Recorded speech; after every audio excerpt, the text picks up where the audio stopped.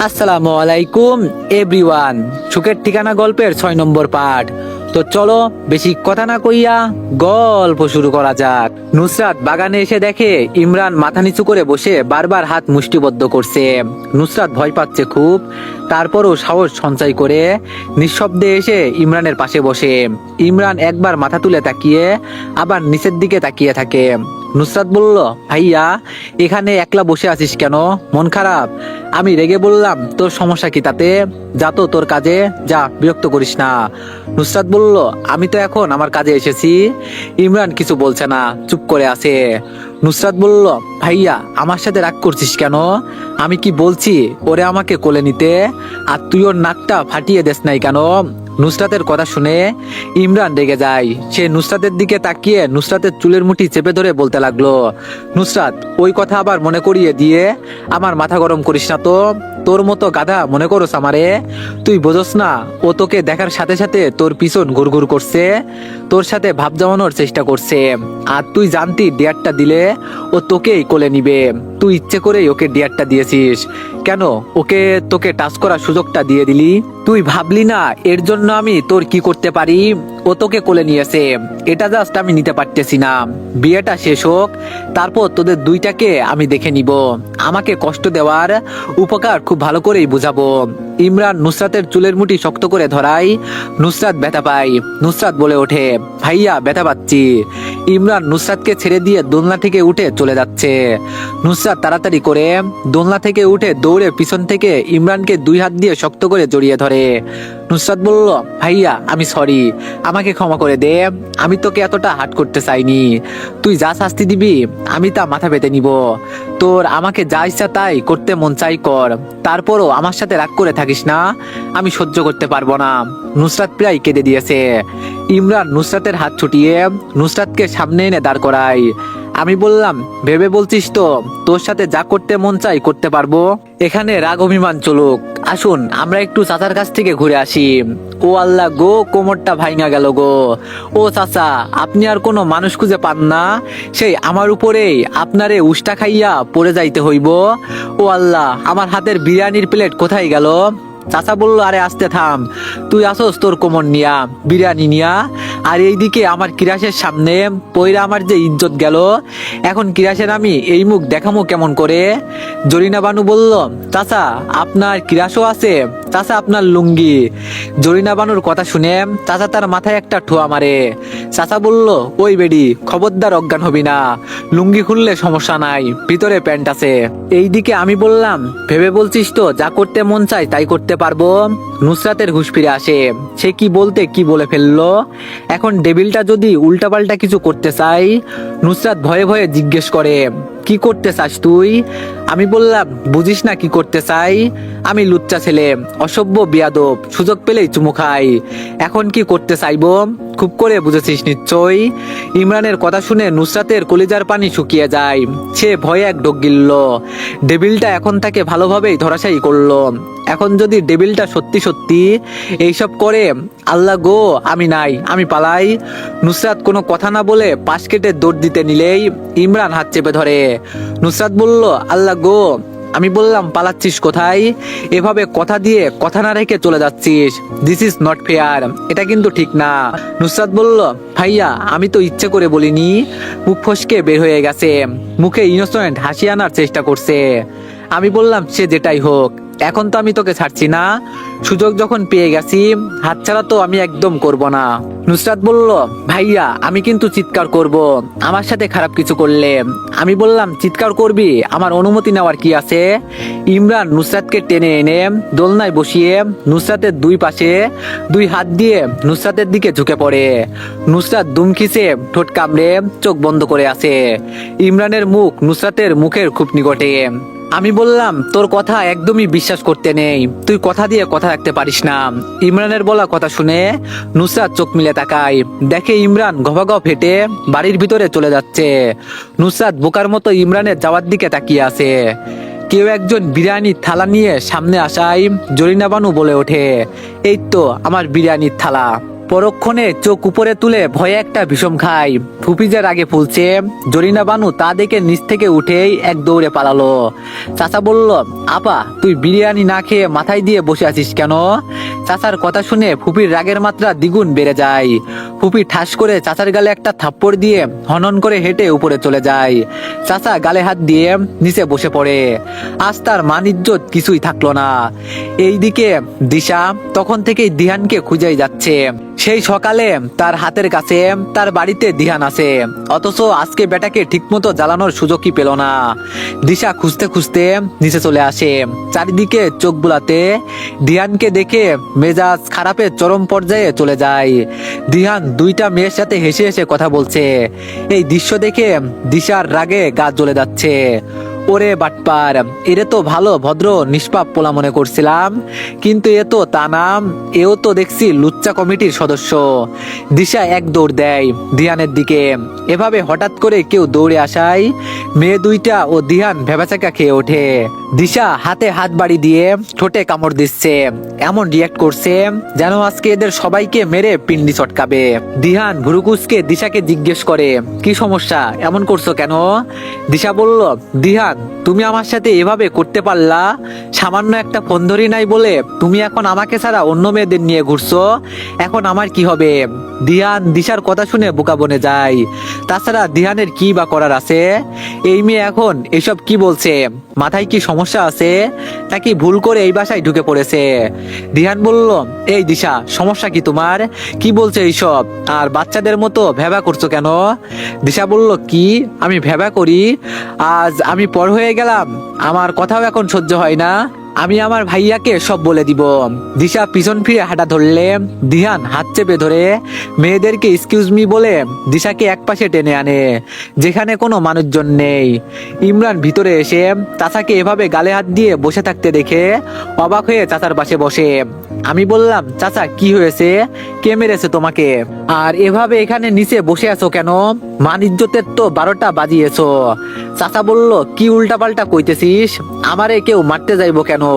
তো চাচার মারার কারো সাহস এখনো হয় নাই, উষ্টা খাইয়া পড়ছি, ব্যথা পাইছি, তাই বসে আছি। ইমরান সন্দেহের দৃষ্টিতে চাচার দিকে তাকায়। চাচা বুঝতে পেরে তাড়াতাড়ি মেঝে থেকে উঠে কেটে পড়ে।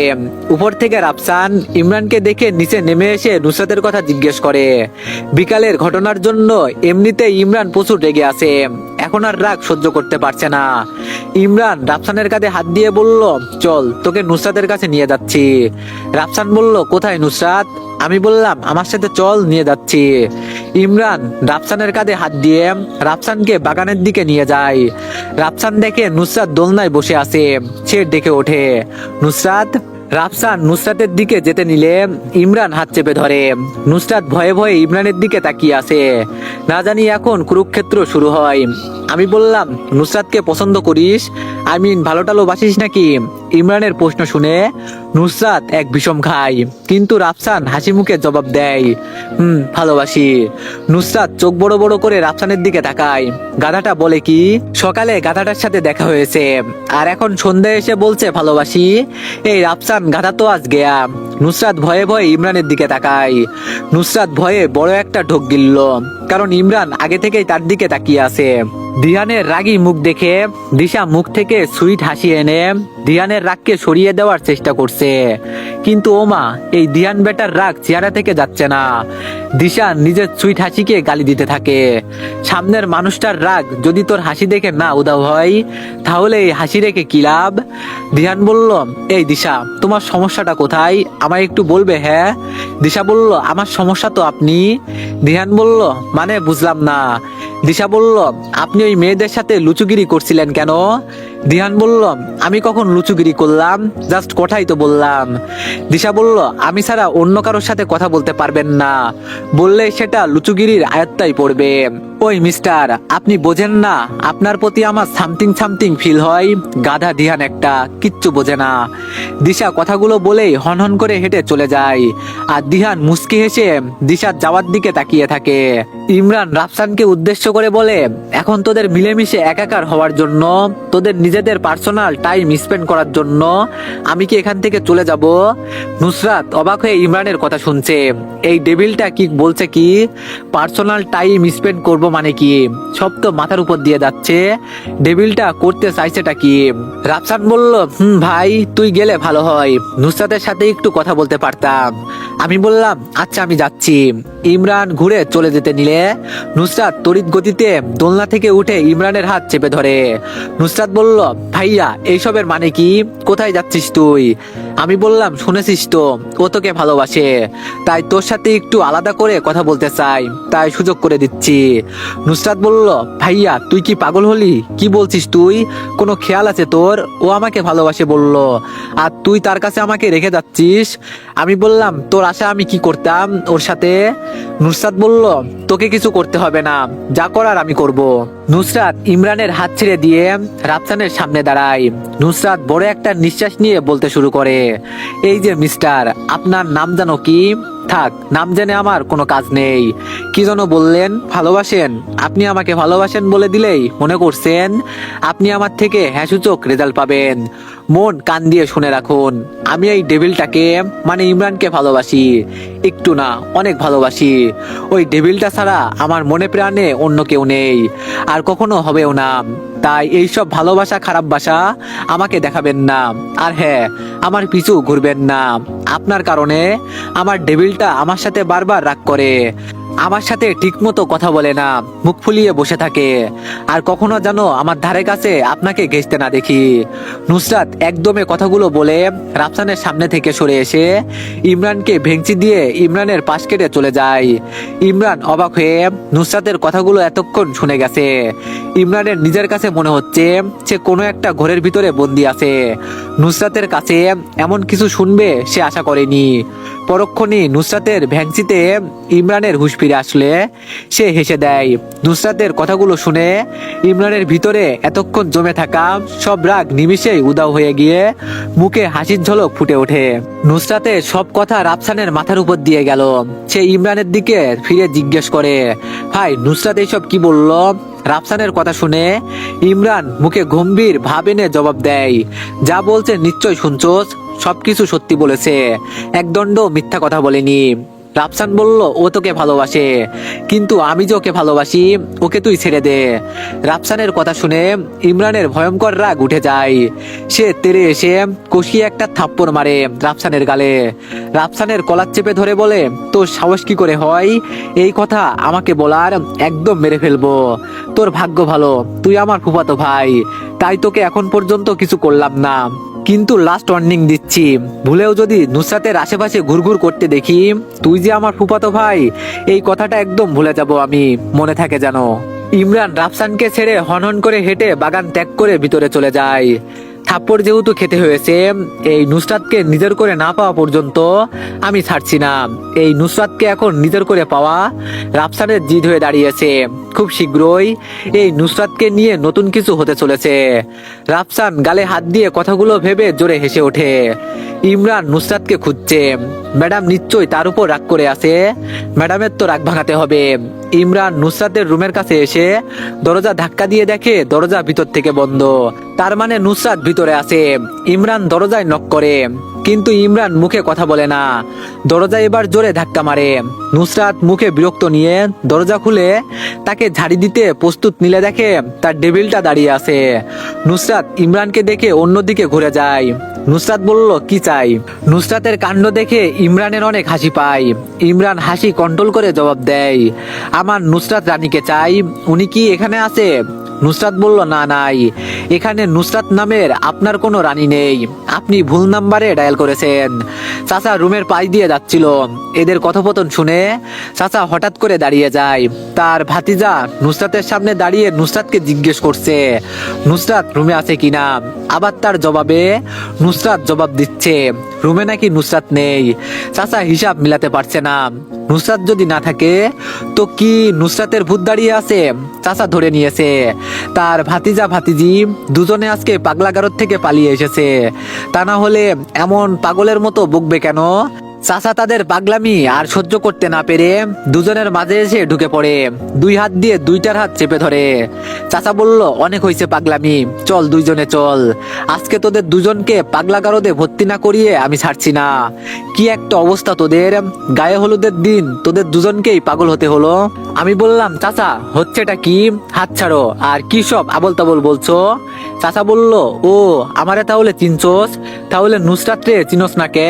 আর নুসরাতও যে নিজেরে চিনে না, তোদের দুজনের হইছেটা কি আমারে কও তো। ইমরান নুসরাতের দিকে তাকিয়ে বলে, নুসরাত তুই রেডি হয়ে আয়, আমি চাচাকে নিয়ে যাচ্ছি। চাচা বলল, আমি যাবো না, তোদের কি হয়েছে আমারে কও আগে। ইমরান জোর করে চাচার হাত ধরে টেনে নিয়ে আসে। চাচা কিছু বলতে চাইলেই ইমরান ঘুরিয়ে ফিরিয়ে লুঙ্গির কথা টেনে এনে চাচার মন লুঙ্গির দিকে টেনে নিয়ে যায়। সবাই নিচে দিয়ার জন্য অপেক্ষা করছে। কিছুক্ষণ পর নুসরাত দিশা দিয়াকে নিয়ে সিঁড়ি বেয়ে নামছে। ইমরান হা করে তার নুসরাতের দিকে তাকিয়ে আছে। নুসরাত হলুদ শাড়ি পরেছে, হলুদ শাড়িতে নুসরাতকে একদম হলুদ পরি লাগছে। ইমরান তার হলুদ পরির দিক থেকে চোখ সরাতে পারছে না, এক দৃষ্টিতে তাকিয়ে আছে। ইমরানের ন্যায় দিহানও অন্য আরেক হলুদ পরির দিকে তাকিয়ে আছে। হ্যাঁ, দিহান মুগ্ধ হয়ে দিশার দিকে দেখছে। এভাবে কখনো দিশাকে দেখা হয়নি। আজকে সন্ধ্যার ঘটনার পর থেকে কেন যেন দিহান দিশার প্রতি দুর্বল হয়ে গেছে। হয়তো প্রিয়জনের মুখে এতদিনের কাঙ্ক্ষিত কথাটা শুনতে পেরে আয়ান দুজনের মাঝখানে এসে দুইটার পেট বরাবর গুতা মারে। দুজনে আউ করে ওঠে আয়ানের দিকে তাকায়। আয়ান বলল, ভাই তোরা যেভাবে তাকিয়ে আসিস ওদের নজর লেগে যাবে তো। আমি বললাম, তোরা মানে? এই দিহান আবার কার দিকে তাকিয়েছিল? ইমরান ভুরুকুসকে দিহানের দিকে তাকায়। দিহান তো ভয়ে শেষ, ভালোবাসাটা না হতেই বুঝি শেষ হয়ে যাবে। দিহান আয়নার মাথায় ঠুয়া মারে। দিহান বলল, শালা এভাবে বলছিস কেন? আমি দিয়া আপুকে তাকিয়ে দেখতে পারবো না? দিয়া আপুকে হলুদ শাড়িতে আজকে অনেক সুন্দর লাগছে তাই দেখছি। দিহানের কথা শুনে আয়ানের প্রচুর হাসি পায়, কিন্তু সে নিজের হাসিটা নিজের মধ্যেই চেপে রাখে, বাইরে আসতে দেয় না। আয়ান বলল, শোন, দিশা আপু আমাদের আপু হয়, এভাবে তাকাতে হয় না, নজর লেগে যাবে। দিহান বলল, হ, তোর মতো শকুনের নজর আমার না যে নজর লেগে যাবে। দিয়াকে এনে স্টেজে বসানো হয়েছে, সবাই এগিয়ে আসছে দিয়াকে হলুদ লাগানোর জন্য। নুসরাত সরে আসে, নুসরাতের দুই নয়ন একজনকে খুঁজছে। নুসরাত আশেপাশে তাকাচ্ছে, এত মানুষের ভিড়ে কিভাবে দেখবে তার ডেভিলটা কোথায় আছে। হঠাৎ নুসরাতের মনে হয় কেউ একজন তার পিছনে এসে দাঁড়িয়েছে। নুসরাত সাথে সাথে পিছন ফিরে দেখে তার ডেভিলটা ভুরু উঁচু করে তাকিয়ে আছে। আমি বললাম, কাকে খোঁজা হচ্ছে শুনি? আমাকে নয় তো? ইমরানের কথা মনে হয় নুসরাতের কান অব্দি পৌঁছায়নি। সে তার ডেভিলের দিকে হা করে তাকিয়ে আছে। যা সুন্দর লাগছে না তার ডেভিলকে, হলুদ পাঞ্জাবি পরা, হাতা ফ্লোট করা। নুসরাত ক্রাশ খেয়ে গেছে তার ডেভিলের ওপর। আমি তুড়ি বাজিয়ে বললাম, হ্যালো ম্যাম, কোথায় হারিয়ে গেছেন? ইমরানের তুড়ি বাজাতেই নুসরাতের হুঁশ ফিরে আসে। নুসরাত থমথম খেয়ে বলে, কই, কি হয়েছে? আমি বললাম, এভাবে চারিদিকে চোখ নাচানাচি করে কাকে খুঁজছেন শুনি? নুসরাত বলল, কাউকে না। আমি বললাম, সত্যি? নুসরাত বলল, হ্যাঁ। আমি বললাম, তোকে তো এখন আমার মারতে ইচ্ছে করছে। নুসরাত প্রশ্নসূচক চাহনিতে ইমরানের দিকে তাকায়। ইমরান বুঝতে পেরে বলে, তোকে না শাস্তে বারণ করছিলাম, আমি ছাড়া অন্য কারোর জন্য সাজা তোর জন্য হারাম, এটা কি ভুলে গিয়েছিস? নুসরাত অন্যদিকে মুখ ঘুরিয়ে জবাব দেয়, তুইও তো সেজেছিস, সেটার কি হবে? ইমরান নুসরাতের কানে ফিসফিস করে বলে, আমি সাজতে পারবো, কিন্তু তুই পারবি না। এমনিতেও তোর উপর ছেলেরা নজর দেয়, তার উপর এমন সাজ দিলে তো ছেলেরা তোকে তুলে নিয়ে চলে যাবে। নুসরাত বলল, আমাকে তুলে নেওয়ার আগে তাদেরকে তোকে মোকাবেলা করতে হবে, আর আমি জানি তুই থাকতে আমাকে কেউ তুলে নিতে পারবে না। আমি বললাম, অনেক কনফিডেন্স। নুসরাত বলল, আমি বললাম, বাই দ্য ওয়ে, তোকে অনেক সুন্দর লাগছে, নতুন করে আবার প্রেমে পড়লাম। নুসরাত খুশি হয়ে ইমরানের দিকে ফিরে জবাব দেয়, সত্যি? আমি বললাম, সত্যি। আর এইসব সাজসজ্জা যেন শুধু আমার জন্যই হয়। নুসরাত বলল, শুধু তোর জন্য। এমন সময় ডাক আসে দিয়াকে হলুদ লাগানোর জন্য। নুসরাত ইমরান দুজনে দিয়ার সারা মুখে হলুদ লাগিয়ে দেয়। নুসরাত হুট করেই হলুদ নিয়ে ইমরানের মুখে মাখিয়ে হাসতে থাকে। নুসরাতের কাণ্ড দেখে ইমরান অবাক হলেও অন্যরা হেসে দেয়। ইমরান আস্তে করে নুসরাতের উদ্দেশ্য করে বলে, তোকে পরে দেখে নিব। নুসরাত প্রতি উত্তরে ইমরানকে একটা ভেংচি উপহার দেয়। হলুদের ফাংশন শেষ হওয়ার পর ছেলেমেয়েরা ডান্স করার সিদ্ধান্ত নেয়। ছেলেরা এক গ্রুপ, মেয়েরা আরেক গ্রুপ। বিচারকের আসনে চাচা চাচিকে বসানো হয়েছে। ছেলেদের পক্ষ থেকে প্রথমে যায় আয়ান, আয়ানের শেষ হলে মেয়েদের পক্ষ থেকে যায় দিশা। এভাবে এক এক করে সবার ডান্স শেষ হলে এবার বিজয়ী ঘোষণা করার পালা। কিন্তু এখানে শুরু হয় চাচা চাচির ঝামেলা। চাচা বিজয়ী ঘোষণা করতে চায় মেয়েদেরকে, কিন্তু চাচি বিজয়ী ঘোষণা করতে চায় ছেলেদেরকে। এই নিয়ে চাচা চাচির মধ্যে তুমুল ঝগড়া শুরু হয়ে যায়। আর আজকে চাচা সবাইকে অবাক করে দিয়ে চাচির ভয় না পেয়ে তার সাথে ঝগড়া শুরু করে দিয়েছে। সবাই যখন ঝগড়া করতে ব্যস্ত, এমন সময় সবার আড়ালে ইমরান নুসরাতকে নিয়ে নিজের রুমে চলে যায় আর দরজা বন্ধ করে দেয়। নুসরাত বলল, ভাইয়া আমাকে রুমে আনলি কেন? আমি বললাম শাস্তি দেওয়ার জন্য। তখন আমার গায়ে হলুদ লাগানোর জন্য তোকে শাস্তি পেতে হবে। নুসরাত বলল, ভাইয়া আমি তো তখন দুষ্টামি করে লাগিয়েছি, সরি, এবারের মতো মাফ করে দে না। ইমরান নিজের বাম হাত সামনে আনে। ইমরানের হাতে হলুদ দেখে নুসরাত ভ্রুকুসকে বলে, তুইও আমাকে হলুদ লাগিয়ে দিবি? ইমরান নিজের হাতে থাকা হলুদটুকু নিজের দুই গালে লাগিয়ে নেয়। তারপর নুসরাতের দিকে এগিয়ে আসে। ইমরানের এমন কাজে নুসরাত হা হয়ে যায়। সে ইমরানকে তার দিকে এগিয়ে আসতে দেখে পিছনে হাঁটতে থাকে। এমন সময় নুসরাতের পিঠ দেয়ালে লেগে যায়। ইমরান নুসরাতের দুই পাশে দেয়ালে হাত রেখে নুসরাতের দিকে ঝুঁকে আসে। নুসরাত বলল, ভাইয়া কি করছিস? আমি বললাম চুপ। ইমরান নুসরাতের ঠোঁটে আঙ্গুল দিয়ে চুপ করিয়ে দেয়। তারপর নিজের গাল নুসরাতের গালের সাথে ঘষা দেয়। নুসরাতের শরীরে বিদ্যুতের শক লাগার মতো কারেন্ট দৌড়াতে থাকে। পুরো দেহ শিহরিত হয়ে ওঠে। নুসরাত চোখ বন্ধ করে ফেলে তার ডেভিলের স্পর্শ পেয়ে। ইমরান তার গালে থাকা হলুদটুকু নুসরাতের দুই গালে লাগিয়ে দেয়। এমন শিহরণ জাগানো স্পর্শ পেয়ে নুসরাত চোখ খোলে না। লজ্জায় নুসরাতের মাথা নুয়ে যায়। নুসরাত এভাবে লজ্জা পাওয়ায় দেখে ইমরান হেসে নুসরাতের কপালে টুপ করে চুমু খায়। তো এভরিওয়ান, নেক্সট পার্টের জন্য সবাই একটু বেশি বেশি লাইক আর সবাই একটু বেশি বেশি কমেন্ট করে দিবা। আর তোমরা তো চাইলেও সুন্দর সুন্দর কমেন্ট করতে পারো, যা দেখে আমি আরো ইন্সপায়ার হয়ে তোমাদের জন্য আরো সুন্দর সুন্দর গল্প আনতে পারি। ধন্যবাদ।